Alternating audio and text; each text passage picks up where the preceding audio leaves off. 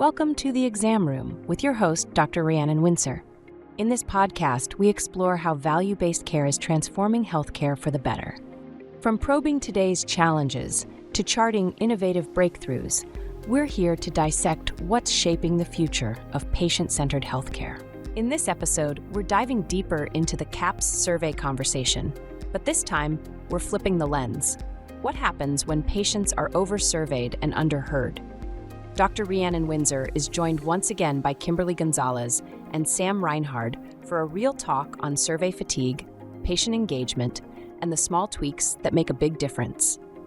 From listening between the lines to swapping surveys for conversations, they offer smart, actionable ways to get meaningful feedback without burning out patients or providers. If your health center is stuck in the loop of ask, ignore, repeat, this is the episode you didn't know you needed. We are back in the exam room with Kimberly Gonzalez and Sam Reinhard, and we're continuing our discussion about the CAHPS survey. In this episode, we're focusing on survey fatigue and patient engagement. So in a previous episode, we did talk about how lengthy the survey is. How are FQHCs experiencing survey fatigue? If they are, how are they experiencing it, both from a patient and staff perspective? What are your thoughts? Well, I often talk about this within the health center because, of course, not even as it relates to CAHPS, but any change we make, we almost always want patient feedback, right? And so I think when you think about even your educational systems, like when we think back about projects we did and you were going to evaluate something, you almost always set a survey, right? Or like maybe in some situation it was a pre-test, post-test, see what they learned, right? But this is just very institutional, right? Yep. So of course it's our first instinct to figure out if they liked or disliked something we changed, right? And so those are what we consider pulse surveys, right? So we throw those at patients. They still happen. So we do those pulse surveys, right? We're asking you to do reviews, which feel like a survey. We do our own visit summary survey, right? And then plus you have these other ones coming from maybe your health plan, from the CAHPS, right? All of this related to the same thing. And so you're getting them constantly. Patients generally don't know the difference and they're like, I just did one. Why am I going to do another one? Right? And I think as consumers in anything, we feel this too. If you do a customer service call anywhere, you almost always get a post survey, right? If you bought something, they want to know what your purchasing experience was like, right? So I think just from consumerism, there is definitely fatigue, which is difficult because we feel like we're doing the most meaningful stuff, right? And we're trying to figure out how we can make it more meaningful. And so I think recognizing that only further puts pressure to really listen to the few people who do tell you something. And then the other piece I would say is you have to listen, even if it's not an actual survey. You have to actively be listening when you're in the health center, if you're talking to a patient about anything.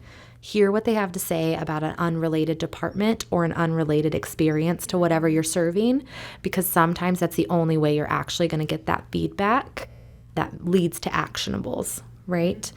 Of course, we have a tracking system if we do get a patient complaint or compliment, and so we put those in so that we can data mine those too, so that you're not necessarily driving a survey, because survey fatigue is so real. You might not ever actually get the right nugget you need, but you do have a problem or you do have something that needs to be improved, but you're not going to get that from the patient because we do over survey. Just as a society, not as Sun Life Health specifically, just as a society, fatigue from surveys is real. And generally, we're driven now to the point where we only do them if we're not satisfied. Yeah, and I think that's one key point that you said right there was taking the opportunity to just listen. Have your ears open at all times, because I know one thing, at least on our end, when we were going to admin, we were thinking about, okay, how do we, after their first visit to the health center of the year, once that officially establishes their attribution to us, we said, well, now we need a pulse check. Are they happy? Are they not? They're going to be with us for the year, so how do we make sure we assess their level of happiness? And so we were ready to administer a survey. And the first thing I did was I looked at Tony and I said, no, not another survey. I said, they already have one. I said, after they go to the health center, they're receiving a survey saying, how was your visit? What was it like?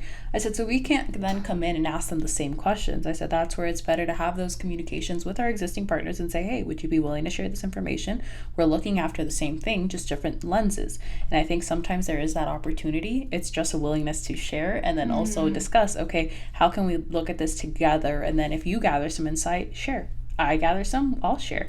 And then that bridges opportunity for collaboration between the two different organizations.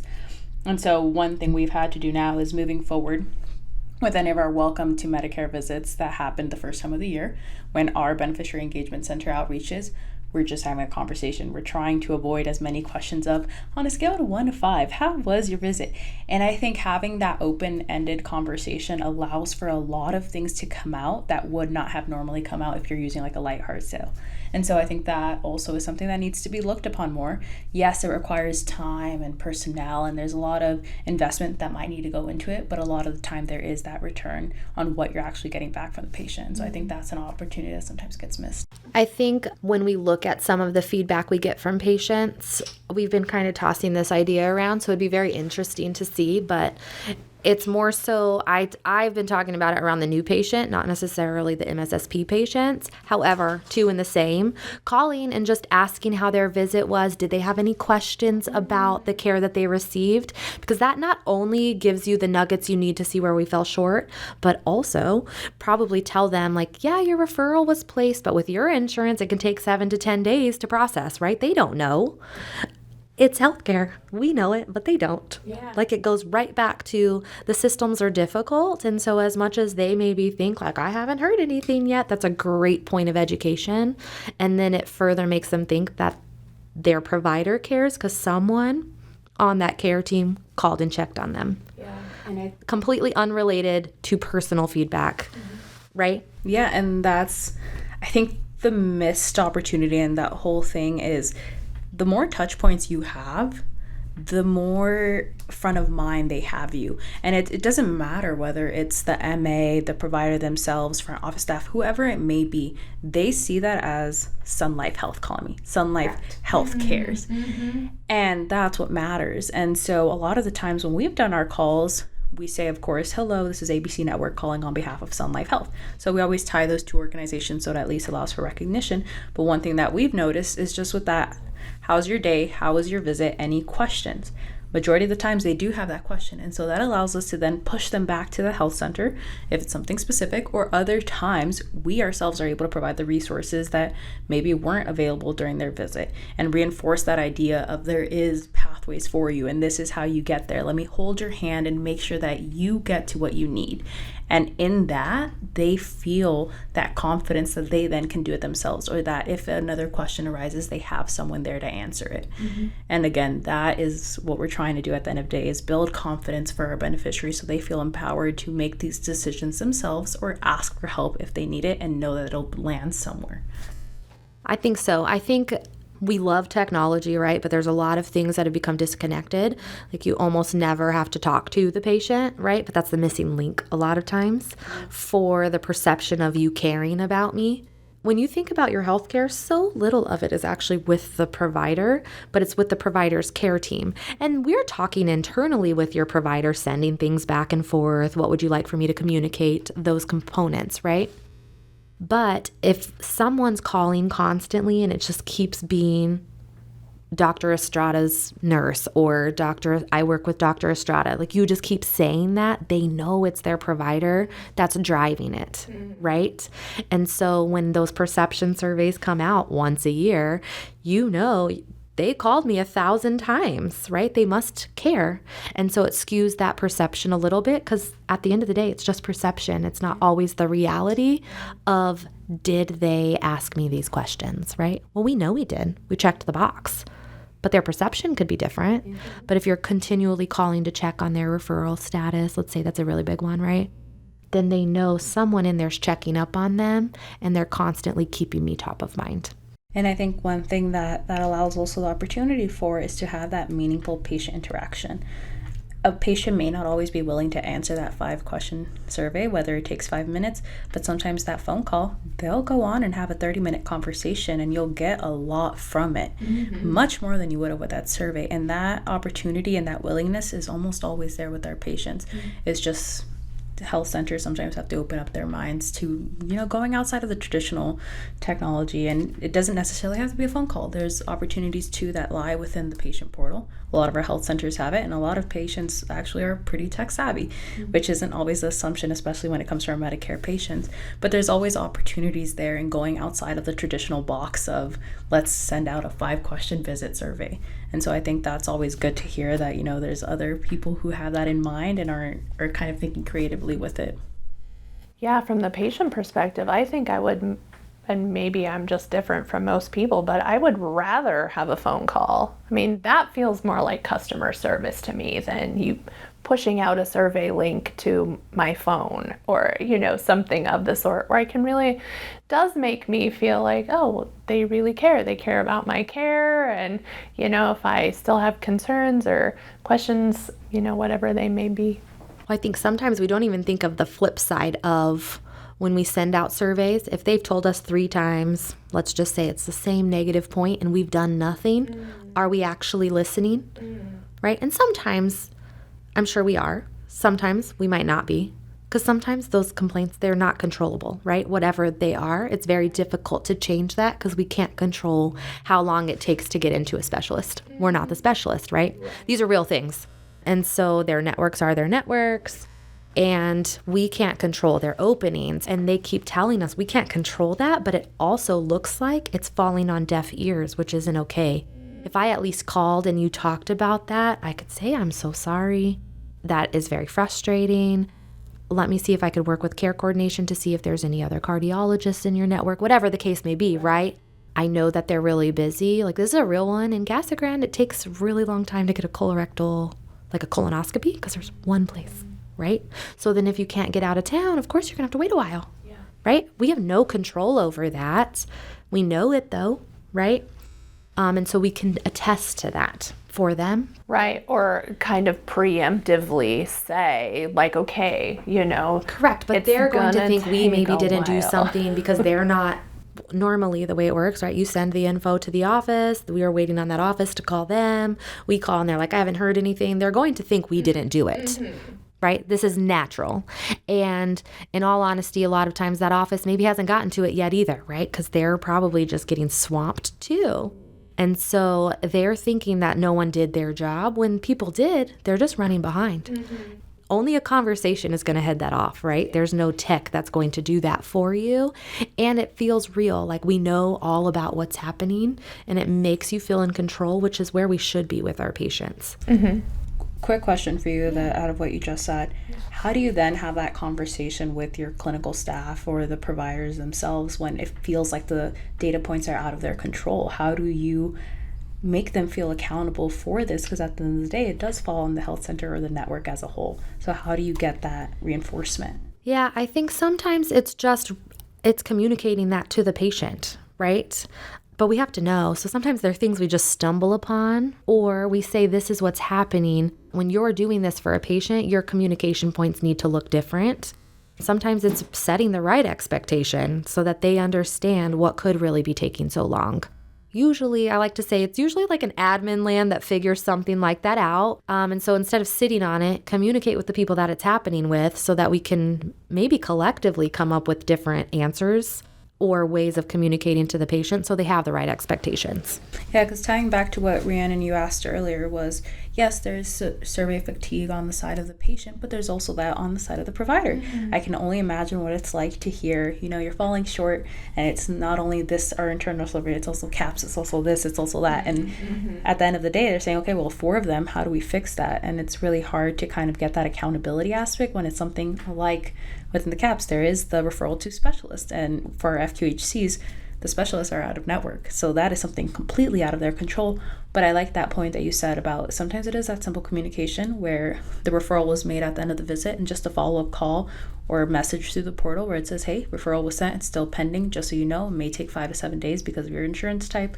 That extra little communication makes all the difference where they do feel heard. And then also on the side of the provider, it's that proactiveness to kind of act on something that might not necessarily be within their control, but still at the end of the day impacts them. I can just think of a patient situation where they needed a referral outside and we knew that it was going to be very expensive. And so working with that patient, the provider was like, what can we do? And I was like, well, we don't do that. So, right, it's completely outside of our control. However, we were like, okay, well, let's just see if our outreach team can call them to see if there's any other things they may qualify for or what have you, right? Like, let's actually figure out what their situation is, because maybe they don't know what their situation is and where we could free up something for them to be able to afford and actually follow through with this treatment plan that this provider's really trying to get them to go to. And so when we called, it was, your provider's really concerned because she really wants you to go to this specialist, but she mentioned that you had an affordability issue. Would you be willing to meet with our team to see if there's any other way we could get you more affordable care? It has nothing to do with, it's out of our control a little bit, but they see this extension of us trying to help them figure out what can we figure out for them, because we really are concerned and want to get them out there. If ever I could bold, underline, italicize something, it'd be that is a lot of the times it falls on the health center to think outside of their 4 walls. And I think that's the opportunity you get with these survey responses and the stories you're hearing from your patients and saying, okay, where are any hurdles in their experience and their journey? And just hearing that right now, it's one of the things where getting creative. There's sometimes a lot of things that can happen, and sometimes just having that conversation with the beneficiary is enough, where you might not be able to get them that referral to that specific specialist, but just the fact that you were willing to try and that you were willing to sit there and apply for any other program that might be available for them, that is enough. So when that one a year survey rolls around in CAHPS and it asks, did you have any questions? How was your provider's communication? The stewardship of resources, all that will likely improve because of that one extra, phone call that you were willing to make. And I think, again, that is the one thing that you need to get outside of your 4 walls, and you need to get creative sometimes. And there's a lot available, but the healthcare system is really complicated, and it's really impossible to expect a patient to be their own advocate. And so sometimes your team has to get creative and feel responsible for that. And when you do that, you will improve their experience, and you'll see it reflected in your scores. I think so. I think at the end of the day, they see you're trying for them and you care. And how could you give us a poor rating when you know we're trying to do as much as we can to help you? Yeah. And usually that, because it's all perception, it's almost never really the reality. Like, we know what our average wait time is. We have a whole fancy system to tell us. Yeah. So when the perception comes back other than, I'm like, I can look at a weird spike in a day and tell you when we actually did do this. And that didn't happen to you. We can drill it down that way, yet the perception is that. But if they have this positive perception in every other aspect, it's going to reflect in the survey. Those are some great strategies. I love what you said about creativity and communication and customer service, all of those things. Are there small changes in clinic workflows or messaging that could help reduce survey fatigue and or make patients more willing to engage? I think sometimes it's also just a lack of awareness, and I think that ties back to our communication and outreach. A lot of times patients will see the CAHPS survey come from a third party. They don't recognize that name, or even if it says Sun Life Health, they're like, well, what does this mean? And so there is some campaigns that we've considered, or doing some outreach, and even just adding to that patient awareness will help. And then second of all, as Sam said earlier, they don't want to know that them taking the 15 minutes out of their day to answer that questionnaire is going nowhere. They don't want it to fall on deaf ears. So just the fact that they know that if they respond and they see that change, that in itself will increase their willingness to participate. And I think that's really, at the end of the day, what our core mission is. We're focused on the patient-centered care, and we want to make sure that we're making their voice heard and that we are taking it into effect within our own internal workflows and our teams. And I think once we do that, then we'll see the change in response rates. Taking a nugget, like a small change, we're doing our surveys, right? So let's make some actionables from it. We've been taking the opportunity when patients say they have a trouble with a portal, right? This is a really easy one, I think. Patients are telling you. And as much as we know a lot of people are tech savvy, there's still a handful that are not. We know our seniors are the most plugged in ones we have, right? Because they also have the most healthcare need, generally speaking, right? But if they tell us they can't get in and we have their info and we just sat on it, that is deaf ears, right? And it's a very fixable problem they were having. It just takes someone calling. So we've been taking the opportunity to do just that. If you ever say anything about the portal or messaging, it's my team member, we call you. Because in that conversation, we have a real opportunity to educate you about a lot of systems and how you can use those technologies to do a lot of the things that actually show up on this survey, right? Because they don't work here. They don't work in healthcare all the time. The systems can be difficult and they're not all the same. And so really trying to take those moments, those are small. There's not thousands of them. But every chance you get to make a small nugget of change with even just one, it will domino. You'll get better patient care for everyone. I think there are small things. You just don't look at the way that they come through as a change within the org. Such great information for our health centers and listeners. Thank you so much for sharing those things. Thank you for joining us in the exam room, where we examine the vital signs of value-based care and diagnose what's shaping the future of healthcare. We hope this conversation was as insightful as your last checkup. A big thank you to our guests for sharing their expertise and prescribing actionable ideas. Stay tuned for more episodes as we probe the topics that matter most in value-based care. Until next time, take care, and thanks for listening to The Exam Room.